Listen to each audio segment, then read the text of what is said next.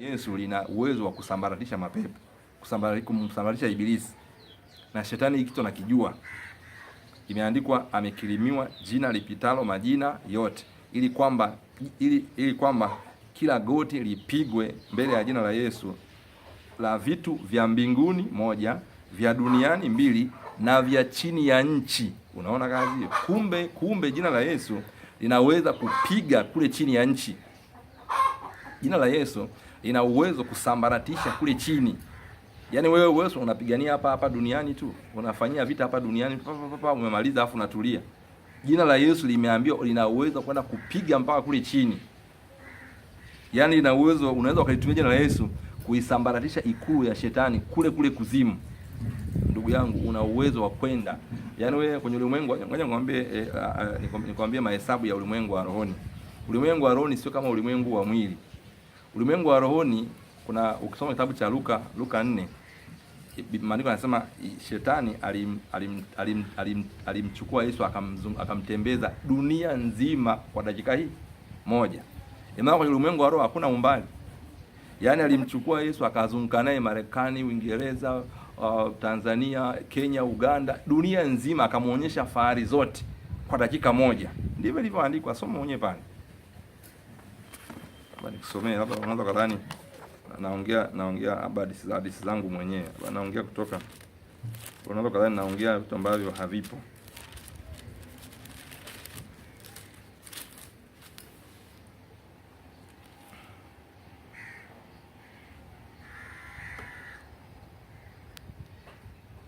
Ukisoma Luka sura ya 4 kuanzia mstari wa 5, anasema akampandisha juu, akamuonyesha milki zote za ulimwengu kwa dakika moja. Unaona? Yaani ibilisi alimchukua Yesu akamtembeza ulimwengu mzima huu kwa dakika hii moja. Kwa hiyo kwenye ulimwengu roho hakuna umbali. Jamaa mmoja kuna akida mmoja walikutana na Yesu mahali. Kuna akida mmoja alikutana na Yesu mahali. Akamwambia, Bwana, mtumishi wangu, mfanyakazi wangu nyumbani. Walikutana ni kama mtu akutane na mtu anaishi Dar es Salaam, akutane na Yesu Morogoro. Au mtu anaishi Sinza, akutane na Yesu Mbagala. Yaani ni miji miwili tofauti. Alafu akutane akamwambia, Bwana, mtumishi wangu, mfanyakazi wangu nyumbani yuko hoi, tena anaumwa, anakaribia anakufa kabisa. Yesu akamwambiaje? Basi nitakuja nimponye. Yule akida akamwambiaje? Mimi sistahili wewe uje kwenye chini ya dari yangu, lakini sema neno tu, mtumishi wangu atapona. Yesu akashangaa, akasema, kumbe na wewe unafahamu mambo ya rohoni kiasi hiki. Akamwambia, sijawahi kuona imani kubwa kama hii.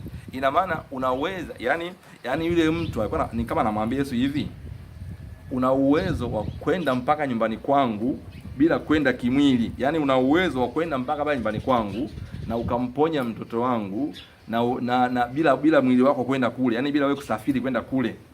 Yaani ndivyo ilivyo kwenye ulimwengu wa roho sasa. Mimi nikuulize swali. Madhabahu ya Mungu wetu, madhabahu ile ambayo ni ya kweli iko mbinguni. Biblia inasema Danieli alipoomba maneno yake yalisikiwa mbinguni. Yaani Danieli aliomba akiwa duniani, lakini maneno yake yalisikiwa mbinguni.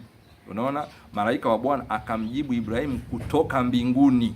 Yaani Ibrahimu alipotaka kumtoa mwanae sadaka, malaika wa Bwana akamjibu kutokea mbinguni. Unaona kazi? Yaani kwamba hakuna umbali. Yaani wewe huku duniani ukiomba, kiti cha enzi cha mbinguni Mungu anakusikia. Yaani ukisema tu, Baba, katika jina la Yesu niko mbele zako, tayari uko mbinguni. Yaani tayari umeshafika pale kwenye alipo Baba, unaomba. Ukianza kuomba tu umesha safiri tayari, uko mbele ya Mungu tayari. Sio kwamba Mungu anakufuata wewe pale. Yaani wewe ukisema tu, yaani kwenye ulimwengu wa rohoni ukisema tu nataka kwenda Kariakoo, umeshafika Kariakoo. Nimekwambia hivi, tunakwenda, yaani wewe kuzimu makao makuu ya shetani unaenda, unasema tu maana huyu akida alimwambia Yesu, ukisema neno mtumishi wangu atapona. Ikiwa na maana kwamba Yaani una uwezo wa kwenda mpaka pale kwenye alipo mgonjwa wangu bila kwenda wewe, na ukamponya bila hata kufika wewe pale. Yaani ukafanya mambo yote kana kwamba ulienda kimwili. Yaani una uwezo wa kwenda mpaka Morogoro alipo mgonjwa wangu, na ukafanya mambo yote ambayo ungeyafanya ukienda hivi kimwili. Ndio maana Yesu akasema sijawahi kuona imani kubwa kama hii. Basi kwa taarifa yako ndugu yangu, ukisema tu na kufuata shetani kuzimu, naifuata kuzimu makao makuu ya shetani, umeshafika. Ukisema tu naifuata kuzimu makao makuu ya shetani, tayari umeshafika. Naifuata kuzimu, umeshafika. Na kuvunja, tayari umeshaanza kumvunja. Unaona? Yaani ndio hizo nakupa acrobatic za ulimwengu wa rohoni. Bwana Yesu asiwe. Sasa tuendelee kwanza, huko tutapaona baadaye. Nimekwambia kuzimu, maana ya kwanza ya kuzimu ni shimo la mashetani, ni makao makuu ya shetani. Nimekusomea Ufunuo 9 mstari wa kwanza mpaka 11. Twende maana ya pili ya kuzimu. Maana ya pili ya kuzimu, kuzimu ni nyumba ya wafu. Kuzimu ni nyumba ya wafu. Yaani watu wote waliokufa katika dhambi wanaishi kuzimu. Watu wote waliokufa katika dhambi wanaishi kuzimu. Kuzimu ni nyumba ya wafu. Kuzimu ni nyumba ya wafu. Watu wote waliokufa dhambini wanakaa kuzimu. Bwana Yesu asifiwe. Ndio maana imeandikwa kwenye kitabu cha Ufunuo 20:13 inasema hivi: kuzimu ikawatoa wafu waliokuwamo ndani yake. Of course ukisoma vizuri imeandikwa bahari ikawatoa wafu wake, mauti ikawatoa wafu wake, na kuzimu ikawatoa wafu. Lakini ukifuatilia maandiko vizuri, shimo la viumba vya mauti vimo ndani ya kuzimu. Ni kama kuzimu ni gereza, kuzimu ni jela. Ukiingia gereza la Ukonga mfano, mle ndani kuna maeneo wanakaa wahalifu wenye hukumu ya kifo. Kuna mahali wanakaa waliohukumiwa kesi za kawaida. Kuna mahali wanakaa wanawake, mahali wanakaa wanaume. Lakini yote ile ni gereza moja. Ni gereza moja. Kuzimu ni gereza sasa. Kuzimu ni jela, ni shimoni, ni jela, ni gereza. Ndio maana Biblia inasema malaika ambao hawakuilinda enzi yao, Mungu aliwatia katika vifungo vya giza hata ije siku ya hukumu. Kuzimu ni gerezani, ni jela. Bwana Yesu asiwe, ni jela kabisa. Ni jela. Kwa hiyo kule kuzimu kuna sehemu wanakaa, kuna vyumba vya mauti. Kwa hiyo hapa anasema kuzimu ikawatoa wafu wake. Ina maana kuzimu ni eneo wanalokaa waliokufa katika dhambi. Watu wote waliokufia dhambini wanakaa kuzimu. Kuzimu ni nyumba ya wafu. Kuzimu ni nyumba ya wafu. Bwana Yesu asiwe. Na kwa taarifa yako, wafu wote wakifa, mtu akifa akiwa kule kuzimu anakuwa kama shetani. Ngoja nikwambie kitu fulani hivi. Kuna watu walimuuliza Yesu. Hivi kuna mwanamke mmoja aliolewa na ndugu karibu 7. Ndugu wa kwanza mume wake alifariki, akaolewa na ndugu yake mwingine, naye akafariki. Akaolewa ndugu yake mwingine, naye akafariki. Akaolewa hata mwingine mpaka ndugu 7, alafu wote wakafariki. Sasa wale wakamuuliza hivi, kule mbinguni atakuwa mke wa nani? Maana aliolewa na watu wote 7. Yesu akawaambia, nyie mnapotea kwa sababu hamjui maandiko. Hamjui maandiko, sababu mbinguni hakuna kuoa wala kuolewa. Hakuna mke na mume, hakuna. Ila watu wanaishi kama malaika. Kwa hiyo mbinguni juu watu tutaishi kule kama malaika. Tutakuwa kama malaika. Kwa hiyo lakini watu waliokufa katika dhambi chini kuzimu watakuwa kama malaika wa giza. Kwa hiyo wafu mtu yote aliyekufa dhambini kule kuzimu huwa anakuwa kama malaika wa giza. Wanatenda kazi kama mashetani kabisa. Ndio maana Mungu akasema asionekane mtu kwako anayeomba wafu. Ina maana ukiwaomba wanakuja. Ukimwomba mfu ni kama vile umetoa kafara kwa mganga wa kienyeji, yani kama vile umeomba kwa mashetani tu. Kwa hiyo wafu wana uwezo wa kutoka kuzimu wakatenda kazi duniani kama mashetani kabisa. Ndio maana watu wanaabudu mizimu. Mizimu ni watu, ni mababu wa zamani waliokufa zamani. Mtu aliyefia dhambini ana uwezo kurudi kutenda kazi kama shetani. Wanatenda kazi kama mashetani, ni roho lakini. Kwa hiyo kuzimu ni nyumba ya wafu. Kuzimu ni nyumba ya wafu.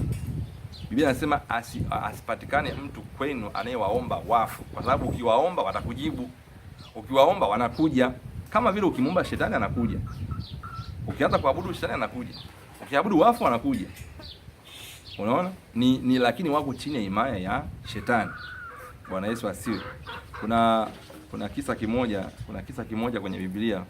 Sauli baada ya kurushana na Mungu, baada ya kugombana na Mungu akamuondolea ufalme, akampa Daudi. Lakini wakati anauondoa ufalme na kumpa Daudi, Sauli bado aliendelea kuwa mfalme wa Israeli wakati bado Daudi hajawa mfalme bado. Daudi alipaka tu mafuta. Lakini ule ufalme, ile roho ilishaondolewa juu yake, ikawekwa juu ya Daudi. Kwa hiyo Bwana akawa amemwacha Sauli. Sasa ikatokea vita na Wafilisti. Wakati imetokea vita, Sauli kama kawaida akamuuliza Bwana, tunafanyaje? Mungu hakumjibu kwa ndoto wala kwa chochote. Akaa kimya, akauliza tena kimya. Hamna cha manabii wala nani, wote kimya.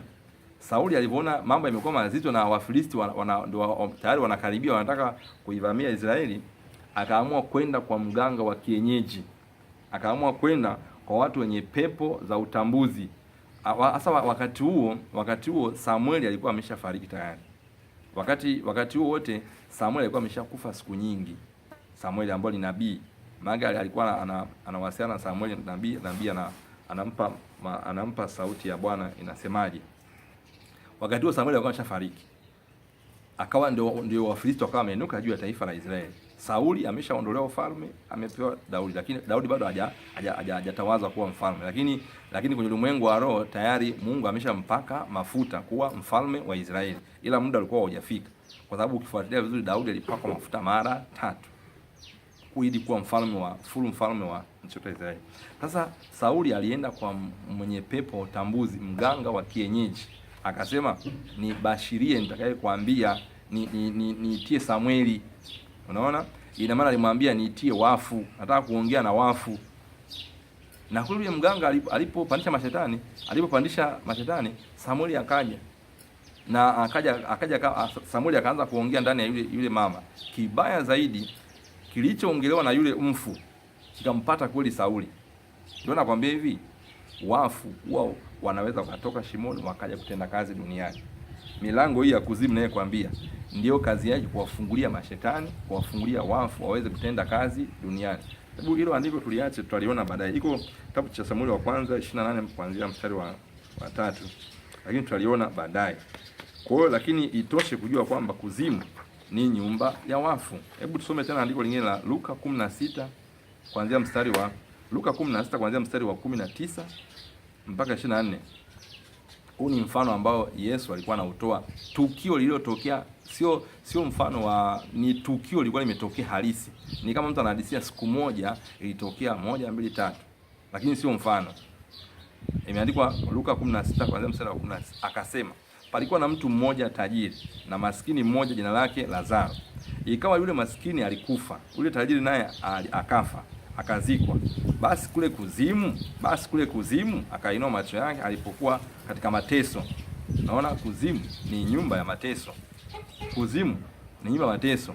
Ndio maana haya mateso yakiachiliwa juu yako ndio yanaitwa kamba za kuzimu, kamba za mauti, kamba za kuzimu. Kuzimu kuna mateso, kuzimu kuna moto, kuzimu kuna shida. Sasa hii milango hii ndio inayofungulia mateso ya kuzimu ya wapate wanadamu. Sasa milango hii inayokuambia kuzimu, ambayo tutaiona baadaye, ndio inayofungulia mateso yale ya shimoni. Unajua, ngoja nikwambie kitu fulani. Mbinguni kuna amani, kuna utulivu, kuna furaha. Yaani mbinguni hamna kuwaza itakuwaje kesho. Hamna. Yaani mbinguni ni furaha. Imeandikwa tutafutwa machozi. Yaani hamna kulialia tena. Yaani hamna huyu amenikwaza, hamna hiyo. Yaani hamna maumivu, hamna chochote, ni furaha tu. Yaani mbinguni, ngoja nikupe flavor ya mbinguni, labda utaitamani mbingu. Labda unaweza kageuka leo ukaacha mambo ya kijinga unayofanya ili ikitokea leo Yesu amerudi uweze kurudi naye. Yaani tukifika mbinguni. Yaani ile kupongezana, unafahamu watu hata kama ulishaje experience mkifaulu, vijana ambao wamefaulu darasa la 7, waliofaulu wale wanapokutana pamoja wanakuwa na furaha fulani hivi. Yaani wanapongezana, alafu wanasimuliana ilivyokuwa. Yani mimi nakumbuka nilikuwa silali nasoma kila siku. Yaani wanapongezana. Sasa Biblia inasema yani tutapofika mbinguni, yani ile mnaanza ile kupongezana ile, kumbe ndio Ibrahimu. Nilikusoma sana kwenye kitabu cha Mwanzo. Kumbe wewe ndio Elia, unamsalimia. Ile furaha ya kusalimiana ile, unashangaa miaka imeshapita mitatu. Yani mnasalimiana tu miaka 2 imepita. Yani miaka mingine imeshapita. Yani ile salamu tu, furaha zile, shamra zile tu, mnakutana na Bwana Yesu. Ndio Bwana aliyetuokoa huyu. Yani ile furaha ile ya mnapongezana, mnapongezana, yani ni kama mko kwenye party. Hebu fikiria ile hizi furaha unazoziona kwenye mnakutana kwenye send off. Hizi furaha hizi ni nusu, hizi ni chembe sana hizi. Ni kidogo sana hizi. Unaona? Mkiwa kule, yani ni watu mlioshinda, ni mashujaa, yani mmevuka, mnapongezana. Ni furaha kuliko unavyofikiri.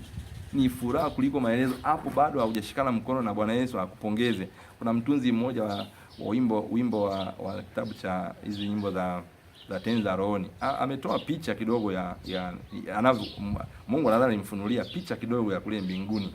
Kwamba akifika kuna watakatifu wengi anataka kuwasalimia, lakini yeye kwanza anataka amuone Bwana. Lakini nataka kuambia kwamba kuzimu sasa tofauti yake. Kuna kilio. Kuzimu kuna mateso. Kuzimu kuna huzuni, yani huzuni ambayo haina kikomo, kiu isiyoisha. Yani ndio maana anasema hivi, imeandikwa kwamba akasema palikuwa na mtu mmoja tajiri na maskini mmoja, jina lake Lazaro. Ikawa yule maskini alikufa, yule tajiri naye akafa, akazikwa. Basi kule kuzimu aliinua macho yake alipokuwa katika mateso. Yule tajiri alikuwa katika mateso. Unaona? Akamwona Lazaro kifuani mwake, akalia. Kuzimu kuna kulia, ni machozi. Yaani kuzimu ni kilio. Alafu kilio chake sio leo nalia alafu unapumzika, ni mfululizo yani. Kilio leo, kesho kutwa, alafu hakuna gati kwamba eti labda mwezi ujao tutapumzika, tutapewa break. Hamna of time wala break. Ni mfululizo, kilio tu. Sasa yale mateso yaliyoko kuzimu, yale mateso yaliyoko kuzimu sasa hivi ndio hii milango inayaleta duniani. Utakuta kuna mtu yani hana amani kabisa. Yani ukipanda daladala ukiangalia abiria wenzako hivi, unamuona mtu kabisa huyo ana mateso. Yani unamuona kabisa usoni hana amani hata tone. Yani hata unaweza ukabashiri ana hata miezi 2 hajawahi kucheka hata siku moja. Unaona? Yani ana mateso mfululizo. Mpaka wanatunga muziki wanasema aheri ya jana kuliko leo. Unaona? Haya maisha hayamo kwa watakatifu. Hayamo kabisa kwa watakatifu. Watakatifu ni furaha kuanzia hapa. Yani sisi kuanzia hapa, nje kuna vurugu, lakini ndani tunapata usingizi. Wala hamna shida. Yani una uhakika Mungu atakuokoa. Imeandikwa Bwana atakuagizia malaika wake wakulinde katika njia zako zote. Mabaya hayatakupata wewe, wala tauni haitaikaribia hema yako. Una hofu gani sasa? Wewe unalala tu usingizi. Wewe unapumzikaga tu. Unaona? Hata kama nje kuna matatizo, unalala usingizi mzuri. Wenzetu ni vurugu, hakuna amani kabisa. Unaona? Sasa haya mateso yaliyoko shimoni haya mateso yaliyoko kuzimu, ndio hayo sasa yanaletwa duniani. Unakuta mtu ameshaambiwa kwamba nyumba inauzwa. Ameshindwa kulipa mkopo wa benki, nyumba inauzwa. Wakati anafikiria namna ya kuokoa nyumba yake isiuzwe, ndoa inavunjika, ndani ya waelewani tena. Wakati anawaza mtoto amerudishwa shule. Unaona? Ni mateso juu ya mateso, ni huzuni juu ya huzuni, ni hofu na mashaka. Mwingine anaona bana, kama ni hivi bora nife tu, bora ninyonge, bora nijiue, maana yamezidi mateso. Ndio haya mateso naye kwambia ni yalikuwa yapo kuzimu. Yaani hii milango ya kuzimu inayaleta. Ndio Daudi akasema kamba za kuzimu zimenizonga. Yaani kamba za kuzimu, mafuriko ya uovu yamenifunika. Unaona? Yaani alikuwa anaona taabu, anaona huzuni, anaona shida. Yaani haoni raha kabisa. Ni kuzimu kabisa inaletwa duniani. Na milango ya kuzimu ndio inayoileta hii sasa hii. Tutaiona kidogo. Tuendelee kwanza maana ya kuzimu. Nimekwambia kuzimu ni nyumba ya wafu. Tajiri huyu yuko kuzimu. Kabla Yesu hajafufuka katika wafu, watakatifu walikuwa wanaishi kuzimu. Lakini walikuwa wanakaa maeneo tofauti. Wao eneo lao palikuwa hakuna mateso. Ndio maana alimuona Ibrahimu na Lazaro wako wamepumzika, wametulia kabisa, wala hawana shida, yaani wanajinyoosha, wanatabasamu, wanapumzika, hawana matatizo. Lakini kule kwa tajiri ule ni mateso. Kuna mara anamwambia mwambie Lazaro aje hata angalau achovye, yaani nipate matone tu kwenye ulimi. Hebu pata picha, hapa duniani unashika glasi ya maji, glasi nzima unaipiga yote, alafu ya maji ya kunywa ya baridi unaimaliza yote, alafu na bado unataka uongezewe kidogo. Hasa kule mtu anadai tone, anadai matone, yaani angalau matone yale ayaburudishe ulimi. Unaona, ni mateso ya kiu kuliko unavyofikiri. Sasa yale mateso yanaletwa duniani, sasa yanaletwa duniani na hii milango ya kuzimu. Kwa hiyo nimekwambia kabla ya Yesu kufufuka katika wafu, watakatifu walikuwa wanakaa kuzimu, lakini upande wa pili, baada ya Yesu kufa na kufufuka, alienda akawahubiria wale watakatifu, akawatoa kuzimu, akawapeleka paradiso.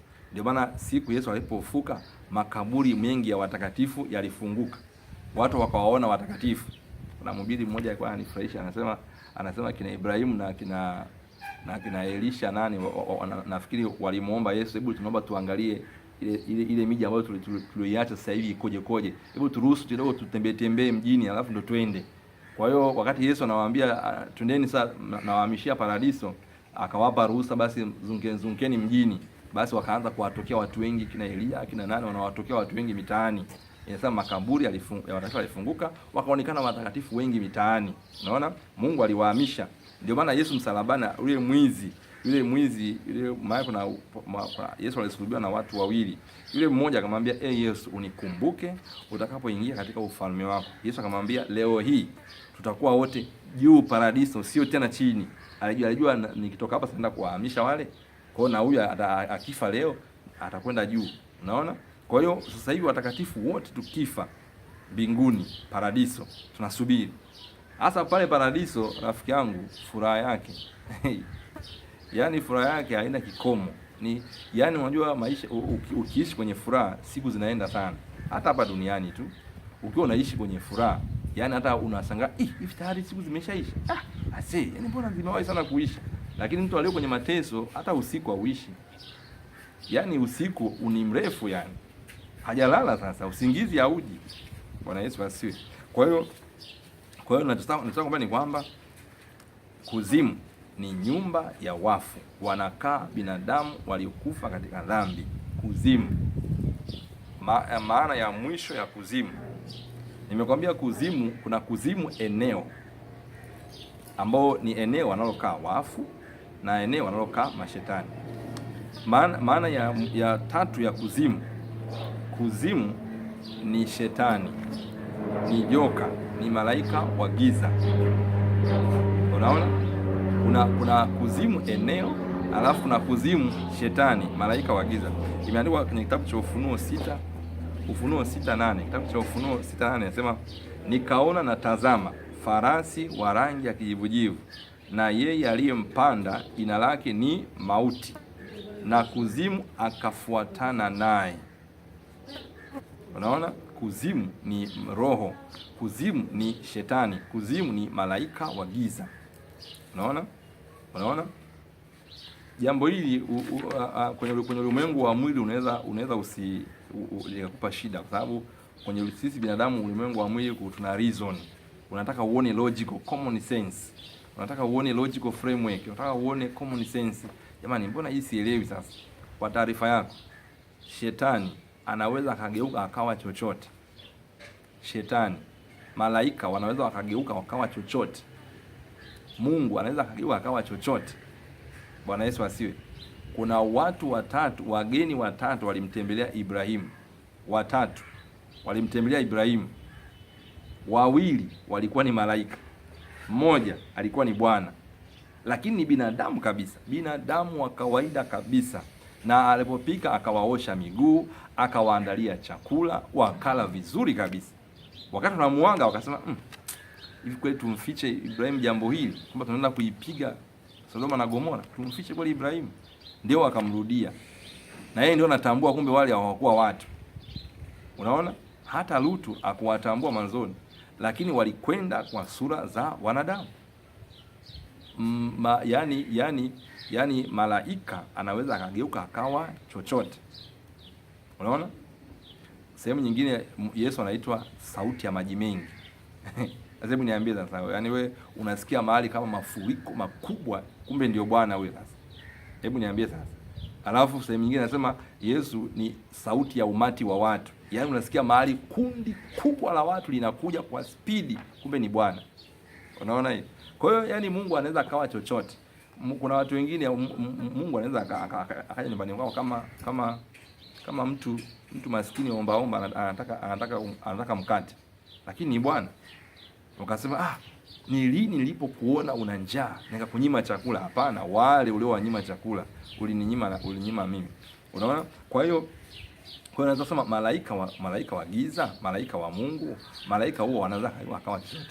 Kwa hiyo malaika anaweza akawa shimo, akageuka kabisa akawa shimo. Akawa shimo, yeye malaika mwenyewe akawa shimo. Watu wakahifadhiwa ndani. Bwana Yesu asiwe. Malaika anaweza akageuka akawa pango. Kwenye ulimwengu hata ukiona nyumba ni roho imegeuka imekuwa nyumba. Ukiota kisu kinakukimbiza kisu, ujue ni roho imegeuka ikawa kisu. Ni jini amevaa umbo la kisu. Unaona? Shetani akasema nitakwenda kwenye vinywa vya manabii wake, nitageuka na kuwa pepo la uongo. Unaona? Ibilisi anaweza akageuka akawa chochote kile. Akawa chochote kile. Shetani anaweza akakujia kama mvulana mzuri kabisa na akakuchumbia na ukapeleka na mahari na mkaoana kabisa. Nilisikia story moja kwenye radio. Sikumbuki radio gani. Ilikuwa ni radio ya Kikristo. Aidha kama sio Praise Power au radio, lakini walisema kuna jamaa mmoja ni mwanajeshi alikuwa Zanzibar. Akakutana na binti mmoja Zanzibar, wakasalimiana tu kawaida tu, wakapeana contacts.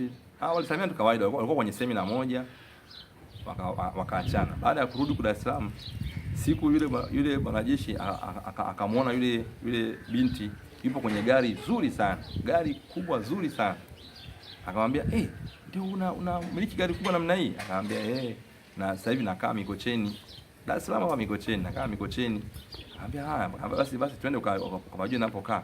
Yule binti anamwambia yule mwanamume, twende ukapajue ninapokaa. Yeye bwana akasema, basi twende. Akaenda naye mpaka Mikocheni. Wakafika mpaka kwenye nyumba yake ni kubwa nzuri, nyumba safi. Akapaki gari ndani, na walinzi wakamfungulia, akaingia ndani. Wakakaa, wakasalimiana, wakaachana. Baada ya muda wale kumbe wakaanza kuwasiliana urafiki. Yule bwana mpaka akafika mahali sasa wakawa na mahusiano ya kimapenzi, wakawa na mahusiano ya urafiki wa kimapenzi sasa. Lakini sio hawajafunga ndoa.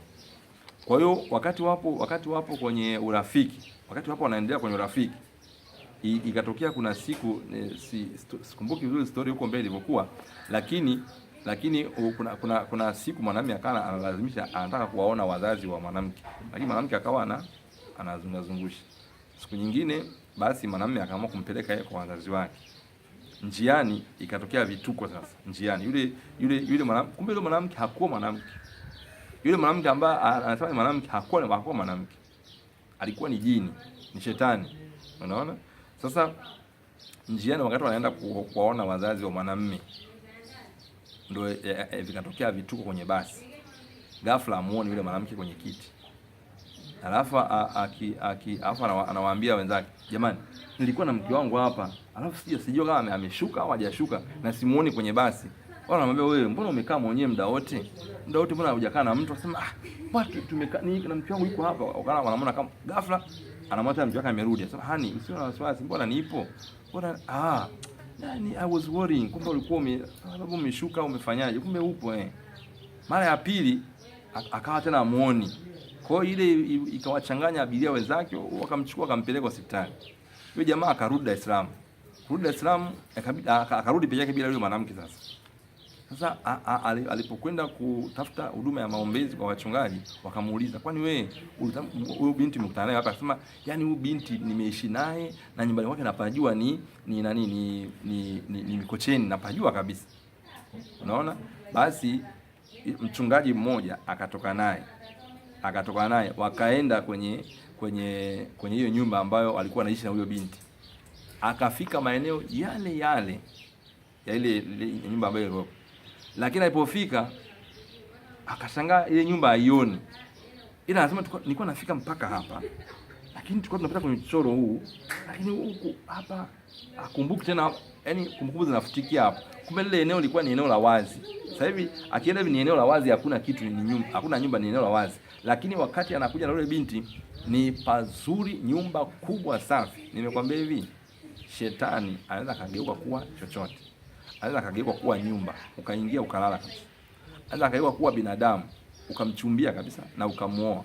Akawa ni binti ukamuoa, au akawa ni kijana ukaolewa naye. Ana uwezo wa kuwa chochote. Sasa nimekwambia maana ya nyingine ya kuzimu ni shetani. Yaani kuzimu hapa anasema, maandiko anasema hivi, alimuona farasi wa rangi ya kijivujivu, na naye aliyempanda jina lake ni Mauti, na kuzimu akafuatana naye. Ina maana kuzimu ni shetani, kuzimu ni joka, kuzimu ni malaika wa giza. Unaona, kuzimu ni malaika wa giza. Unaona bwana? Kwa hiyo kuzimu ni shetani. Kwa hiyo kuna kuzimu eneo, alafu kuna kuzimu shetani. Bwana Yesu asiwe.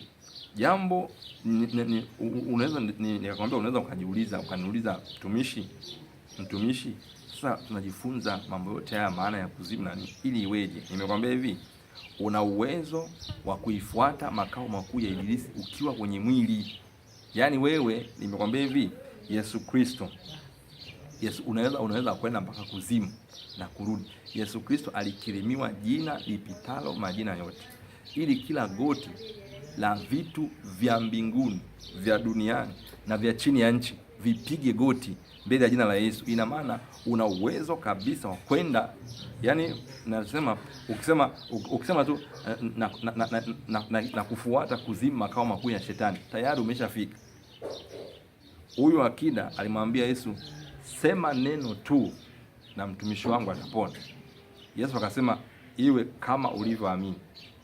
Pale pale yule mtumishi akapona kwenye mji mwingine, sio hapa, mji mwingine. Yaani aliposema iwe kama ulivyoamini, kwenye ule mji mwingine mtu akapona, kana kwamba Yesu alikwenda pale physically na akamwekea mikono. Yaani kwenye ulimwengu wa rohoni hakuna umbali. Unaposema tu tayari umeshafika, tayari umeshaenda. Nimekwambia unapoanza kuomba tayari umeshafika kwenye kiti cha enzi cha Bwana. Lakini ni mbingu ya tatu, ni mbingu ya tatu. Bwana Yesu asiye. Kwa hiyo ukisema tu katika jina la Yesu Kristo na kufuata kuzimu, shimo la mashetani, na kufuata kuzimu, makao makuu ya shetani, tayari umeshafika. Ukisema tu katika jina la Yesu na kufuata kuzimu, makao makuu ya shetani, umeshafika tayari. Kwa sababu lile jina ni kila goti la vitu vya chini ya nchi vinapiga. Kwa hiyo ile silaha unaweza ukaitumia kwa viumbe walioko shimoni. Unaweza ukasema katika jina la Yesu na kufuata shetani na yafuata